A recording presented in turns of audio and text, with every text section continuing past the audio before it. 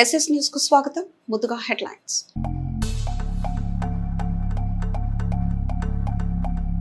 ఈ నెల 17న పల్నాడు జిల్లాలో సీఎం చంద్రబాబు, కేంద్ర ఆర్థిక శాఖ మంత్రి నిర్మలా సీతారామన్ పర్యటన విజయవంతం చేయాలని, ఏర్పాట్లు పూర్తి చేయాలని అధికారులకు పిలుపు.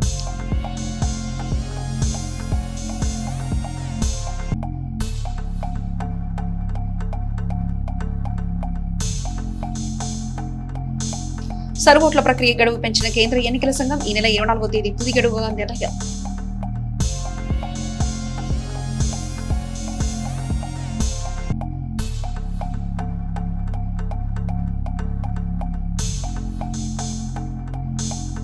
వాగ్దేవి కళాశాలలో మెగా జాబ్ మేళా 244 మంది విద్యార్థులను ఉద్యోగులుగా ఎంపిక చేసిన వివిధ కంపెనీలు.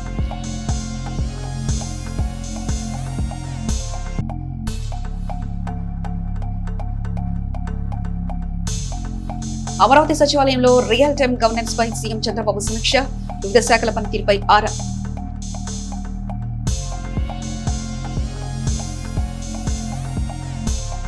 చిలకలూరుపేట పట్టణంలోని నరసరావుపేట రోడ్లో గంగమ్మ తల్లి ఆలయం సమీపంలో 24వ వార్డుకు చెందిన తెలుగుదేశం పార్టీ కార్యకర్త పులికొండ ప్రేమసాయి ఆధ్వర్యంలో ఏర్పాటు చేసిన PSEV motor sales and service showroom ను ప్రారంభించారు. ఈ కార్యక్రమానికి హాజరైన మాజీ మంత్రి, చిలకలూరుపేట ఎమ్మెల్యే పతిపాటి పుల్లారావు నూతన షోరూమ్ ను ప్రారంభించి యాజమాన్యానికి శుభాకాంక్షలు తెలిపారు. నూతన వ్యాపార సంస్థ ప్రజలకు మెరుగైన సేవలు అందిస్తూ అభివృద్ధి చెందాలని ఆకాంక్షించారు. ఈ సందర్భంగా షోరూమ్ నిర్వాహకులు మాట్లాడుతూ వినియోగదారులకు నాణ్యమైన ఎలక్ట్రిక్ వాహనాలు, మెరుగైన సర్వీస్ సదుపాయాలు అందించేందుకు కృషి చేస్తామని తెలిపారు. కార్యక్రమంలో పలువురు టీడీపీ నాయకులు, కార్యకర్తలు, అభిమానులు పాల్గొన్నారు. చిలకలూరుపేట పట్టణంలోని చౌత్రా సెంటర్ లో నూతనంగా ఏర్పాటు చేసిన పిజియన్ కిచెన్ అప్లయన్స్ ను షోరూమ్ ను ప్రారంభించారు.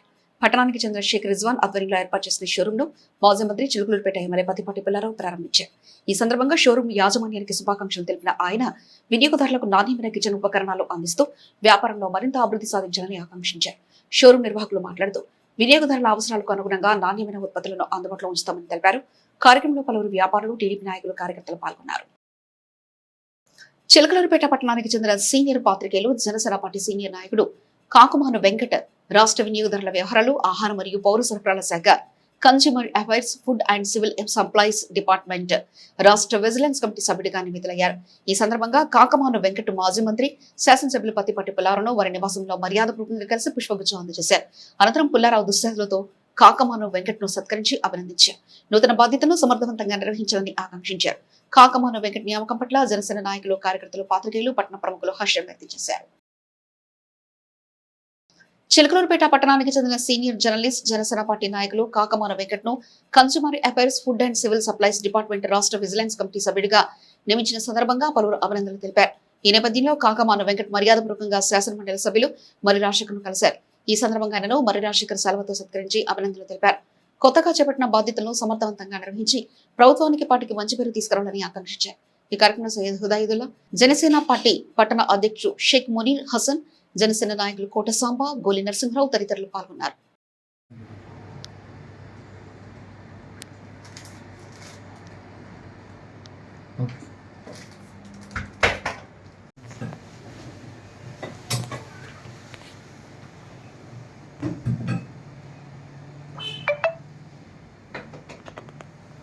పల్నాడు జిల్లా కలెక్టర్ ఆదేశాల మేరకు 96 చిలకలూరుపేట అసెంబ్లీ నియోజకవర్గంలో జరుగుతున్న ఓటర్ల ప్రత్యేక సమగ్ర సవరణ ఎస్ఐఆర్ కార్యక్రమంలో ఎన్యూమరేషన్ ఫారాల సమర్పణకు జూలై 14, 2026 ఆఖరి తేదీ అని ఎన్నికల ఓటర్ల నమోదు ఈఆర్ఓ లీలారాణి తెలిపారు. ఇంకా ఫారాలు సమర్పించిన ఓటర్లు వెంటనే 242 పోలింగ్ కేంద్రాల్లో అందుబాటులో ఉండే బూత్ లెవెల్ అధికారులకు అందజేయాలని కోరారు. మరణించిన మరియు పూర్తిగా వలస వెళ్లిన ఓటర్ల జాబితాలను సిద్ధం చేసి సమావేశం నిర్వహించి బూత్ లెవెల్ ఏజెంట్లకు తప్పనిసరిగా అందజేయాలని బిఎల్ఓలను ఆదేశించారు. జూలై 13 సాయంత్రం 6 గంటల నాటికి నియోజకవర్గంలో మొత్తం 2,26,999 100% ఓటర్లకు ఫారాల పంపిణీ జరగగా వాటిలో 1,97,559 87.05% ఫారాల డిజిటలైజేషన్ పూర్తయినట్లు అధికారులు వెల్లడించారు. Vagdevi degree college mega job మేళాలో 244 మంది విద్యార్థులు ఉద్యోగాలకు పలు రకాల కంపెనీలను ఎంపిక చేశాయి. స్థానిక రవిపాడు రోడ్లోని వాగ్దేవి డిగ్రీ కళాశాలలో మ్యాజిక్ బస్ ఇండియా సహకారంతో నిర్వహించిన మెగా జాబ్ మేళా కార్యక్రమం ఘనంగా జరిగింది. ఈ కార్యక్రమానికి స్థానిక శాసనసభ్యులు డాక్టర్ చదలవాడ అరవిందబాబు ముఖ్య అతిథిగా విచ్చేసి జ్యోతి ప్రజ్వలన చేసి ఇంటర్వ్యూలను ప్రారంభించారు. ఈ జాబ్ మేళాలో Wipro, Digitide, Axis bank, HDB, Bandhan bank, Ather, Navata transport, Kia, Flipkart, Foxconn, Tata electronics, Hetero, tech IT, Quess corp, మొదలైన ప్రముఖ 20 కంపెనీలు పాల్గొని విద్యార్థులకు ఇంటర్వ్యూ నిర్వహించారు. కళాశాల ప్రిన్సిపల్ కపిలవాయి రాజేంద్ర ప్రసాద్ వివరాలు తెలియజేస్తూ ఈ ఇంటర్వ్యూలో ప్రతిభ కనిపించిన 244 మంది విద్యార్థులు వివిధ ఉద్యోగాలకు ఎంపికైనట్లు ప్రకటించారు. కళాశాల secretary and correspondent Rayala Srinivasarao మాట్లాడుతూ ఈ మెగా జాబ్ మేళాలో inter, ITI, diploma, BTech, MBA, MCA మరియు డిగ్రీ పూర్తి చేసిన యువతి యువకులు ఉత్సాహంగా పాల్గొన్నారని తెలిపారు. ఎంపికైన విద్యార్థులకు వార్షిక వేతనం 1,80,000 నుంచి 3,60,000 వరకు ఉంటుందని ఆయన పేర్కొన్నారు. ఈ కార్యక్రమంలో వివిధ కంపెనీలు, హెచ్ఆర్లు, కళాశాల చైర్మన్లు కాట్ల రామకోటేశ్వరరావు, డైరెక్టర్లు ఓగురి నాగేశ్వరరావు, ముద్దల Koteswararao, Sudha Suresh Babu, Pasam Krishnarao, Iskapalli Krishnakishore, magic bus India manager Mohana, placement officer Pushpa, వివిధ విభాగాల అధ్యాపకులు మరియు సిబ్బంది పాల్గొన్నారు. ఉద్యోగాలు సాధించిన విద్యార్థులకు కళాశాల యాజమాన్యం మరియు అధ్యాపక బృందం అభినందించారు.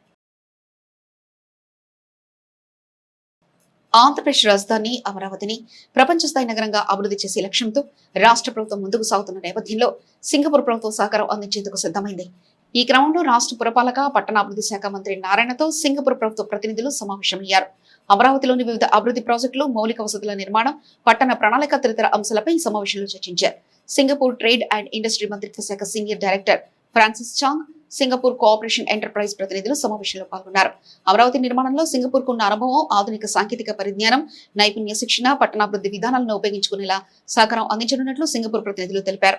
రాజధాని నిర్మాణానికి అవసరమైన సాంకేతిక సలహాలు, సూచనలు, నిపుణుల సహకారం అందిస్తామని వెల్లడించారు. ప్రపంచ స్థాయి ప్రమాణాలతో అమరావతిని అభివృద్ధి చేయాలన్న రాష్ట్ర ప్రభుత్వ లక్ష్యానికి తమ వంతు సహకారం అందిస్తామని సింగపూర్ ప్రతినిధులు పేర్కొన్నారు. అంతర్జాతీయ స్థాయి మౌలిక వసతులు, ఆధునిక నగర నిర్మాణ విధానాలతో అమరావతిని తీర్చిదిద్దేందుకు ఈ సహకారం ఎంతో ఉపయోగపడుతుందని తెలిపారు. రాజధాని అభివృద్ధిలో అంతర్జాతీయ అనుభవాలను సమర్థవంతంగా వినియోగించుకుని అమరావతిని అభివృద్ధి పథంలో తీసుకెళ్తామని మంత్రి నారాయణ పేర్కొన్నారు. సింగపూర్ ప్రతినిధులతో జరిగిన ఈ సమావేశం అమరావతి నిర్మాణంలో మరో కీలక ముందడుగా భావిస్తున్నారు. సామాజిక కార్యకర్త సోనం వాంగ్చుక్ ఢిల్లీలోని జంతర్ మంతర్ వద్ద చేపట్టిన ఆమరణ నిరాహార దీక్షపై కేంద్ర ప్రభుత్వం వెంటనే స్పందించి సమస్యల పరిష్కారానికి చర్యలు తీసుకోవాలని సామాజికవేత్త అడ్వకేట్ మాధవ్ సుబ్బాను ప్రసాద్ డిమాండ్ చేశారు. ప్రభుత్వం ప్రజల పట్ల పారదర్శకత, జవాబుదారీతనంతో వ్యవహరించాలని కోరడం రాజ్యాంగబద్ధమైన హక్కు అని ఆయన పేర్కొన్నారు. ఎన్నికల సమయంలో ఇచ్చిన హామీలను నెరవేర్చడంతో పాటు నీట్ పరీక్షల నిర్వహణలో వైఫల్యానికి బాధ్యత వహిస్తూ కేంద్ర విద్యాశాఖ మంత్రి ధర్మేంద్ర ప్రధాన్ తన పదవికి రాజీనామా చేయాలని డిమాండ్ చేశారు. 23 లక్షల మంది విద్యార్థుల భవిష్యత్తుతో ముడిపడిన అంశాల్లో ప్రభుత్వం మరింత బాధ్యతగా వ్యవహరించాలని ఆయన కోరారు. రోమ్ నగరం తగలబడుతుంటే న్యూరో చక్రవర్తి పిడేలు వాయించుకున్నట్లుగా భారతదేశంలో జంతర్ మంతర్ దగ్గర సోనం వాంగ్చుక్ అనేటువంటి పర్యావరణవేత్త గత 16-17 రోజులుగా ఆమరణ నిరాహార దీక్ష చేస్తూ ప్రాణాపాయ స్థితిలో ఉన్న ఈ దేశ ప్రధాని మౌనంగా ఉండడం సరైనది కాదు. వాళ్ళు చేస్తున్న ధర్నా ఆషామాషిగా గొంతెమ్మ కోరికలతో చేయట్లా. ఎన్నికల ముందు మీరు ఇచ్చిన వాగ్దానాలు ఫుల్ఫిల్ చేయమని చేయట్లా. మీరు అకౌంట్లో 15 లక్షలు వేస్తూ ఉన్నారు, ఒక్కొక్క అకౌంట్లో వేయమని చెప్పి వాళ్ళు డిమాండ్ చేయట్లా. ఎందుకు వేయలేకపోతున్నారనే మిమ్మల్ని ప్రశ్నించట్లా. 35 రూపాయలకే పెట్రోల్ ఇస్తూ ఉన్నారు, ఎందుకు ఇవ్వట్లేదని వాళ్ళు ప్రశ్నించట్లా. నల్లడిధనాన్ని భారతదేశాన్ని వెనక్కి తెస్తా ఉన్నారు, ఎందుకు తీసుకురాలేదని చెప్పి వాళ్ళు ఉద్యమం చేయట్లా. 2 కోట్ల ఉద్యోగాలు ఇస్తా ఉన్నారు, ఎందుకు ఇవ్వట్లేదు, ఎందుకు ఇవ్వలేకపోయారని చెప్పి ప్రశ్నించడానికి వాళ్ళు రోడ్లు ఎట్లా. రూపాయి విలువ రోజు రోజుకి పతనం అవుతుందని మీరు పెద్దగా మాట్లాడినటువంటి మీరు ఈవేళ రూపాయి విలువ హీనంగా దిగజారిపోతున్నా ఎందుకు రూపాయి విలువ కాపాడలేకపోతున్నారని చెప్పి వాళ్ళు రోడ్లు ఎక్కట్లేదు. 23 లక్షల మంది జీవితాలను ప్రభావితం చేసి 20 మంది ప్రాణాలు పోయినాయి.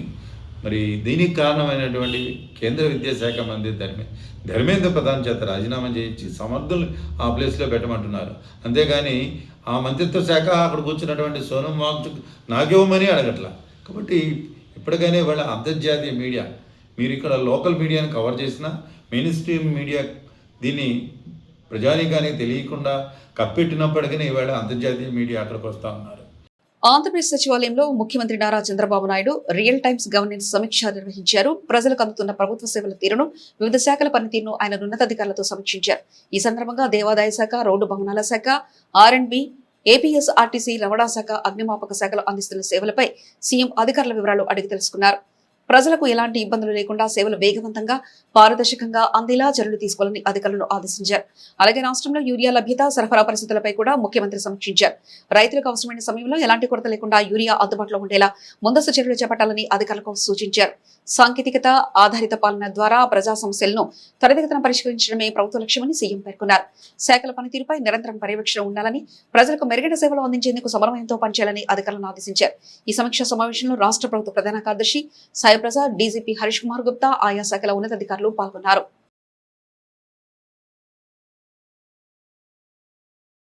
చిలకలూరుపేట నియోజకవర్గం నాదెండ్ల మండలం చిరుమామిళ్ల గ్రామానికి చెందిన తెలుగుదేశం పార్టీ సీనియర్ నాయకుడు కోయ రాయన్న చౌదరి మృతి చెందారు.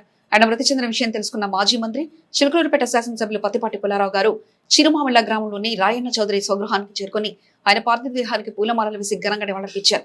ఈ సందర్భంగా ఆయన కుటుంబ సభ్యులను పరామర్శించి ప్రగాఢ సానుభూతి తెలిపారు. పార్టీకి ఆయన అందించిన సేవలను ఈ సందర్భంగా గుర్తు చేసుకున్నారు. రాయన్న చౌదరి మృతి తెలుగుదేశం పార్టీకి తీరని లోటని పేర్కొన్నారు. కుటుంబ సభ్యులకు మనోధైర్యం కలగాలని ఆకాంక్షించారు. కార్యక్రమంలో స్థానిక టీడీపీ నాయకులు, కార్యకర్తలు పాల్గొన్నారు. ఆంధ్రప్రదేశ్లో నిర్వహిస్తున్న ఎస్ఐఆర్ గడువు ఈ నెల 24 వరకు పొడిగించినట్లు ఎలక్షన్ కమిషన్ ప్రకటించింది. ఏపీలో ఎస్ఐఆర్ షెడ్యూల్ను సవరించి ఈసీఐ జూన్ 15 నుంచి జూలై 24 వరకు బీఎల్ఓల ఇంటింటి సర్వే నిర్వహించాలని పేర్కొంది. జూలై 24లోగా పోలింగ్ కేంద్రాల హేతుబద్ధీకరణ, పునర్వ్యవస్థీకరణ పూర్తి చేసి జూలై 31న ఓటర్ల జాబితా ముసాయిదా ప్రచురణ జరపడాలని తెలిపింది. జూలై 31 నుంచి ఆగస్టు 30 వరకు అభ్యంతరాలు, క్లెయిమ్ల స్వీకరణ జరుగుతుందని పేర్కొంది. సెప్టెంబర్ 28లోగా క్లెయిమ్లు, అభ్యంతరాల పరిష్కారం చేయాలని, అక్టోబర్ 3, 2026న ఓటర్ల తుది జాబితా విడుదల చేయాలని కోరింది. ఆంధ్రప్రదేశ్లో ఓటర్ల జాబితా ప్రత్యేక సమగ్ర సవరణ ఎస్ఐఆర్ ప్రక్రియకు గడువు పొడిగించారు. ఈ మేరకు ఎన్నికల సంఘం సవరించిన షెడ్యూల్ను విడుదల చేసింది. జూన్ 15 నుంచి ప్రారంభమైన బూత్ లెవెల్ అధికారులు ఇంటింటి సర్వే ప్రక్రియను జూలై 24 వరకు కొనసాగించనున్నారు. జూలై 24లోగా పోలింగ్ కేంద్రాల హేతుబద్ధీకరణ, పునర్వ్యవస్థీకరణ ప్రక్రియను పూర్తి చేయాలని ఎన్నికల సంఘం సూచించింది. అనంతరం జూలై 31న ఓటర్ల జాబితా ముసాయిదాను ప్రచురించనున్నారు. ముసాయిదా జాబితాపై అభ్యంతరాలు, క్లెయిమ్లను ఆగస్టు 30 వరకు స్వీకరించనున్నారు. సెప్టెంబర్ 28లోగా వచ్చిన అభ్యంతరాలు, క్లెయిమ్లను పరిష్కరించనున్నారు. అన్ని ప్రక్రియలు పూర్తయిన అనంతరం అక్టోబర్ 3, 2026న తుది ఓటర్ల జాబితాను విడుదల చేయనున్నారు. ఓటర్ల జాబితా సవరణ ప్రక్రియలో భాగంగా అర్హులైన ప్రతి ఒక్కరి పేర్లు నమోదయ్యేలా, అనర్హుల పేర్ల తొలగింపుతో పారదర్శకంగా ప్రక్రియ కొనసాగించాలని ఎన్నికల సంఘం ఆదేశించింది. బీసీ ఐక్య సంఘర్షణ సమితి ఆంధ్రప్రదేశ్ రాష్ట్ర అధ్యక్షునిగా స్థానిక నాయకులు ఆదిమూలం గురుస్వామి కొనసాగుతున్నారు. అందువల్ల రాజకీయ పార్టీల మీటింగ్లకు వారి పార్టీ తరఫున అతడిని ఆహ్వానించాలని ప్రభుత్వ అధికారులను కోరారు. ఈ మేరకు మంగళవారం మున్సిపల్ కమిషనర్ శ్రీహరిబాబుకు తహసీల్దార్కు వినతి పత్రం అందజేశారు. ఈ కార్యక్రమంలో పలువురు పార్టీ స్థానిక నాయకులు పాల్గొన్నారు. చిలకలూరుపేట మండలం కొమిటినేనివారిపాలెం గ్రామంలో వికాస్ ఇండియా కేర్ హోం వృద్ధాశ్రమంలో ఈనాడు ఉమర్ కుటుంబ సభ్యుల ఆధ్వర్యంలో అన్నదాన కార్యక్రమం నిర్వహించారు. ఈ సందర్భంగా చిన్నారుల్లో సేవాభావాన్ని పెంపొందించే విధంగా ఈనాడు ఉమర్ కుటుంబ సభ్యులు చేపట్టిన కార్యక్రమం పలువురు ప్రశంసలు పొందుకుంది. చిన్ననాటి మిత్రుడు, ఆర్కిటెక్ట్ జబ్బార్ గారి సోదరుడు సులేమాన్ కుమార్తె హీనా తన కిడ్నీ బ్యాంకులో దాచుకున్న నగదును అన్నదాన కార్యక్రమానికి వినియోగించడం విశేషంగా నిలిచింది. వృత్తిరీత్యా అమెరికాలో ఉంటున్నప్పటికీ స్వగ్రామంపై మమకారంతో వృద్ధులకు సేవ చేయాలనే ఉద్దేశంతో ఈ కార్యక్రమం నిర్వహించడం అభినందనీయమని పలువురు పేర్కొన్నారు. వృద్ధాశ్రమంలోని వృద్ధులకు భోజనం వడ్డించి వారి ఆశీస్సులు పొందారు. సేవా కార్యక్రమాలు సమాజానికి స్ఫూర్తినిస్తాయని నిర్వాహకులు తెలిపారు.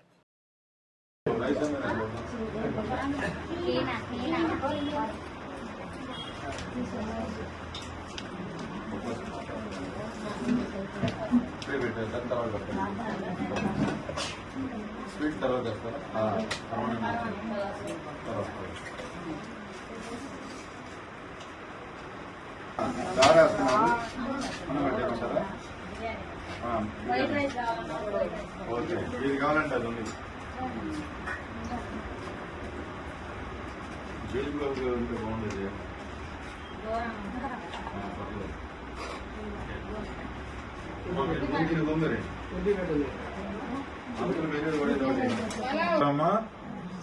ఈరోజు మా చిన్ననాటి స్నేహితులు ఇంజనీర్ గారు హైదరాబాద్ లో ఉంటారు, మీకు తెలుసు. మనకి ఇంతకుముందు కూడా ఇక్కడ రావడం జరిగింది.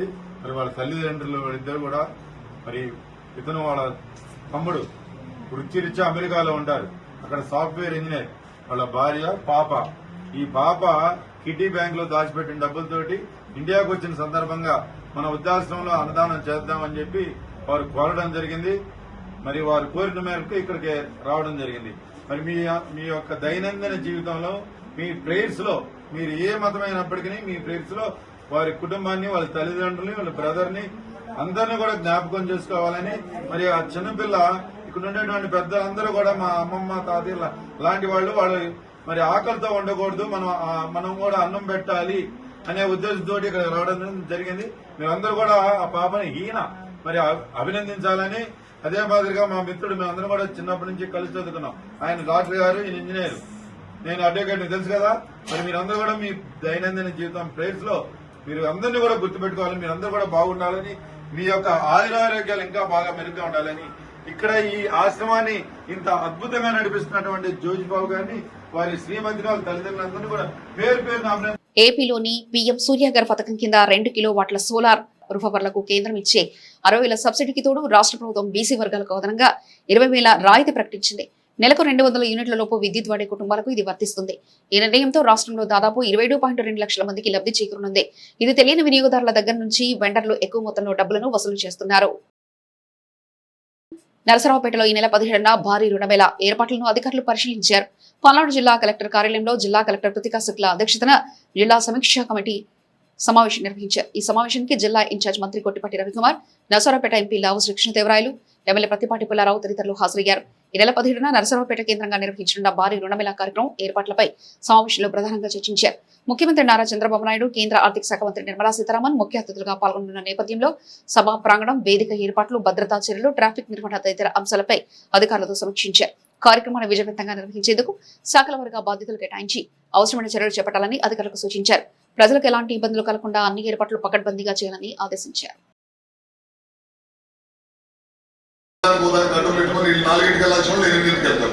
అదొకటి కూడా మనం గత మీటింగ్ లో చూసిన అనుభవాలు దీంట్లో మళ్ళీ అది రిపీట్ కావాలి చేస్తాం. ఇదొకటి ప్లస్ ఇంకోటి బస్సు కూడా స్టేజీకి దగ్గరలో ఒక 500 to 700 మీటర్స్ దగ్గరకు వచ్చినట్టు మీరు డిపార్ట్మెంట్ తో మాట్లాడుకోవాలి. 55 years యాక్టివ్ గా ఉండే వాళ్ళే రమ్మని చెప్పండి. కొన్ని రోజుల నుంచి ఫాలో అప్ చేస్తున్నారు, చేస్తా ఉన్నారు. పేరుతో సహా మొత్తం కూడా తీసుకోవాలి కంపల్సరీ. ప్రతి పేరుతో సహా మీ దగ్గర రావాలి, ఫోన్ నెంబర్తో సహా పేరుతో రావాలి. 4ంటికి ఇన్ కేసు వాళ్ళు ప్రొవైడ్ చేస్తే ఎస్బీఐ రెడీ టు ప్రొవైడ్. చాలా ఇంపార్టెంట్ కూడా మనకి దానికి ఆనర్ చేయకపోతే వాల్యూ లేదు. ఇప్పుడు ఆ కార్డ్స్ ఇష్యూ చేసినప్పుడు వాళ్ళు వెరిఫై చేశారు, వెరిఫై చేస్తే కార్డు ఇచ్చారు. ఇన్ కేసు ఎప్పుడన్నా అనాథరైజ్ 2-3 కార్డ్స్ ఇష్యూ చేయండి, అవి కేసు టు కేసు బేసిస్ లో రిజెక్ట్ చేస్తారు. మాక్సిమం కార్డ్స్ వెరిఫై చేసి ఇచ్చారు. So we are ready to finance. 500 మందిని మనం మొబైల్ చేస్తున్నాం సార్. ఇవన్నీ కూడా మనం లిస్ట్ వారీగా కూడా ఏపీఎంస్ ద్వారా తయారు చేశాము. మార్నింగ్ అందరికీ కూడా ఎంపీడీఓస్కి, ఏపీఎంస్కి అందరికీ చెప్పడం జరిగింది సార్. ఈ 15 మండలాల్లో కూడా లిస్ట్ కూడా ఫైల్ అయ్యింది సార్. ఆ రోజు మార్నింగ్ ముందు రోజు సాయంత్రం బస్సు వస్తుంది. ఆ రోజు ఉదయాన 8 కల్లా కూడా వాళ్ళు టిఫిన్ చేసేసి బస్సు ఎక్కుతారు సార్. ఆ బస్సులోనే ఒక బిస్కెట్ ప్యాకెట్, వాటర్ కూడా ఇవ్వమని చెప్పాము సార్. మన వివోఎస్ నుంచి వస్తుంది సార్. వాళ్ళు ఇక్కడికి 9:30 కల్లా రీచ్ అయిపోతారు. తర్వాత 2కి పంపించేస్తాం సార్. ఆ బస్సులో ఒక వివోఏ ఉంటారు సార్, మన రెస్పాన్సిబుల్ పర్సన్. అట్లాగే మన సెక్రటేరియట్ నుంచి వచ్చేటటువంటి వాళ్ళు ఒకరు, ప్లస్ పొలిటికల్గా ఉండేవాళ్ళు ఒకళ్ళు ఉంటారు సార్. ప్రతి విలేజ్కి కూడా ఒక ఏఎన్ఎం విత్ మెడికల్ కిట్తో కూడా బస్సెస్ని ఫాలో అవ్వాలి, ఒక బస్సులో ఉండాలని చెప్పడం జరిగింది సార్. ఏదైనా ప్రాబ్లం వస్తే ఆనరబుల్ యూనియన్ ఫైనాన్స్ మినిస్టర్ గారు పెద్ద క్రెడిట్ అవుట్ రీచ్ ప్రోగ్రామ్ కి అటెండ్ అవుతున్నారు సార్. గవర్నర్ సీఎం గారు కూడా ఈ ప్రోగ్రామ్ కి వస్తున్నారు కాబట్టి ఈ పూజ ప్రిపరేషన్స్ అన్ని రివ్యూ చేయడానికి అందరూ డిస్ట్రిక్ట్ ఆఫీసర్స్ ని మరియు ఏ మండల్స్ నుంచి మొబిలైజేషన్ చేస్తున్నాము ఆ మండల్ ఎంపీడీఓస్, ఏపీఎంస్ అంటే డిఆర్డిఏ, ఎస్హెచ్జి గ్రూప్స్ ఏపీఎంస్ చూస్తారు కాబట్టి వాళ్ళని మరియు మున్సిపల్ కమిషనర్స్ ని పిలవడం జరిగింది సార్. బ్యాంకర్స్ వైపు నుంచి కూడా యూబీఐ మనకి లీడ్ బ్యాంక్ కాబట్టి మొత్తం ప్రోగ్రామ్ కోఆర్డినేషన్ గవర్నమెంట్ ఆఫ్ ఇండియాతో వాళ్ళు చేస్తున్నారు కాబట్టి వాళ్ళ సిజిఎం గారు కూడా సుధాకర్ గారు ఇక్కడ వచ్చి ఉన్నారు సార్. సో ప్రోగ్రామ్ చూస్తే మనకి సార్ 11:30 టైర్స్ ప్రోగ్రామ్ స్టార్ట్ అవుతుంది. హెలిప్యాడ్ ల్యాండింగ్ అనేది దీని ముందు ఉంటుంది. సో హెలిప్యాడ్ ఆల్సో మన స్టేడియం నుంచి 1.6 కిలోమీటర్ దూరం ఒక ల్యాండ్ ఐడెంటిఫై చేసాము. వర్క్స్ ఆల్రెడీ మొదలు పెట్టాము. అంతా మన నర్సరావుపేట మున్సిపాలిటీ లిమిట్స్ లోనే వస్తుంది సార్. 11:30 స్టాల్స్ విజిట్ మరియు మొబైల్ వ్యాన్స్ ఫ్లాగింగ్ తర్వాత డైరెస్ ప్రోగ్రామ్ లో స్పీచెస్ ఉంటాయి సార్. ఏవి ఒకటి ఉంటుంది. Sanction letters distribution total 2,500 crore credit out reach plan చేస్తున్నాం sir. So 25 beneficiaries various schemes కింద ఎవరు ఉన్నారో అది డిసైడ్ చేసి డైస్ మీద పిలిచి వాళ్ళని ఎండ్లో శాంక్షన్ లెటర్స్ కూడా ఇవ్వడం జరుగుతుంది. ఇప్పటికే కోరటం కూడా జరిగింది కేంద్రాన్ని ఈ ప్రోగ్రామ్ని మన రాష్ట్రంలో ఇంకొక పల్నాడుతో కలిపి 6 చోట్ల చేయాలని చెప్పి దాంట్లో మొట్టమొదటిది ఇక్కడ చేయబోతా ఉన్నాం. దీన్ని చాలా ప్రతిష్టాత్మకంగా తీసుకోవడానికి కూడా కారణం అదే, మొట్టమొదటి చేయబోతున్నాం కాబట్టి దీన్ని ఒక థ్రెషోల్డ్ లెవెల్లో ఇది మనం చూపించగలిగితే ఇంత మనము క్రెడిట్ని మనం ఇవ్వగలిగాము, ఇంత మన క్రెడిట్ని మనం బెనిఫిషియర్స్కి కానీ అకౌంట్ హోల్డర్స్కి కానీ మనం చేరవేసామంటే అది మిగతా వాళ్ళందరికీ కూడా ఒక బెంచ్ మార్క్గా ఉంటుంది అనే ఉద్దేశంతో ఇక్కడ చాలా సీరియస్గా తీసుకొని చేయబోతాం. అలాగే మొబిలైజేషన్ కూడా అంతే సీరియస్గా కూడా తీసుకోవడం జరుగుతాం. ఎందుకంటే ఇది ఏదో గవర్నమెంట్ ప్రోగ్రామ్ అయినా కూడా ఇదేదో బ్యాంకర్స్కి గవర్నమెంట్కి మధ్య జరిగే ప్రోగ్రామ్ మాత్రమే కాదు, ఇది బ్యాంకర్స్తో పాటు అన్ని లైన్ డిపార్ట్మెంట్స్తో పాటు జనంతో కనెక్ట్ అయిన ప్రోగ్రామ్. ఇంతమంది మనము వేరియస్ స్కీమ్స్ ద్వారా దాదాపు 2000 నుంచి 2500 కోట్ల దాకా మనము బదిలీ చేస్తూ ఉన్నాము, శాంక్షన్ చేస్తూ ఉన్నాము, అలాగే లోన్స్ ఇవ్వబోతా ఉన్నాం. అంటే స్మాల్ ప్రోగ్రామ్ కాదు కాబట్టి దీన్ని మనం అంత సీరియస్గా తీసుకొని చేస్తే అంత బాగుంటుంది అనే ఉద్దేశం. దీనికి సంబంధించి ప్రతి ఒక్క బస్కి కూడా దాదాపు 500 బస్సెస్ మనం అలాట్ చేయడం జరిగింది. ప్రతి బస్కి కూడా ఇన్ఛార్జెస్ కూడా పెట్టడం జరిగింది. ఒకటే కోరేది ఏమిటి అంటే ఏదో సామెత చెప్పినట్లు అందరూ పాల్పోసారు చివరి చూస్తే నీళ్ళు ఉన్నాయన్నట్లు కాకుండా దానికి మనము టార్గెట్స్ వేయడం ఒకటి, టార్గెట్స్ ఇచ్చిన తర్వాత ఎలాగైతే మీకు బ్యాంకర్స్కి మీకు టార్గెట్స్ ఇచ్చాము 2 సంవత్సరాలు చూస్తూ ఉన్నాం, మేము ప్రతి మంత్ కూడా మీటింగ్ పెట్టి మేము ఫాలోఅప్ చేస్తూ ఉన్నాం కదా, ఎంత డెలివరీ అని ఎంతమందికి ఇచ్చారు. ఎందుకు అంటే క్రాస్ చెక్ చేసుకోవాలి. అలాగే మొబిలైజేషన్ దగ్గర కూడా మనము ఆ క్రాస్ చెక్ అనేది చేసుకోకపోతే మనం అనుకునేది ఒక నెంబర్ వస్తుంది, కానీ చివరికి వచ్చే నెంబరు ఆ నెంబర్ ఉండకపోతే చాలా ఇదిగా ఉంటుంది. కాబట్టి కొద్దిగా మీ అందరినీ కూడా కోరేది ఒకటి, ఆ క్రాస్ చెక్ అనేది కొద్దిగా చూసి చేసుకోవాలి. అవుట్ రీచ్ ప్రోగ్రాముకి కేంద్ర మంత్రి వారు అట్లానే ముఖ్యమంత్రి గారు మరియు మంత్రులు అందరూ కూడా వస్తున్నారు కనుక మీకు ఇందాక కలెక్టర్ గారు చెప్పినట్టు ప్లాన్ అంతా ఇచ్చారు 11:30 to 2 o'clock దాకా. దీని ముందు చాలా వర్క్ చేయాల్సి ఉంది మనందరం కూడా. ఇప్పుడే కలెక్టర్ గారు చెప్పడం జరిగింది 15 మండలాల నుంచి ఎంతమంది మొబిలైజేషను, అదేవిధంగా 5 మున్సిపాలిటీల నుంచి ఎంతమంది మొబిలైజేషను, దానికి సంబంధించి మనకు 500 బస్సెస్ ఇస్తున్నాము. ఆ బస్సులన్నీ కూడా నేను ఆర్టీసీ వాళ్ళు అందరూ ఉన్నారు కాబట్టి చెప్తున్నాను, పొద్దున పూట అనేది రాకూడదు, నైటే బస్సు వచ్చేసి ఉండాలి కంపల్సరీగా.